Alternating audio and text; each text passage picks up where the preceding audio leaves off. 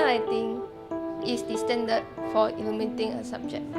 Let's see an example of what this looks like. The key light is the main source of light and it looks like this.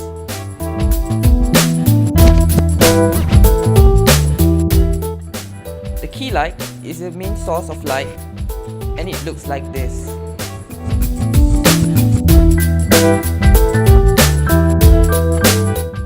The fill light is used to soften the shadows and it looks like this.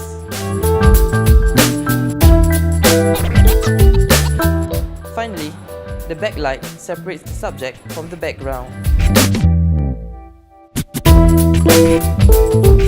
These 3 points of light combine together to effectively model the subject, giving it depth and character.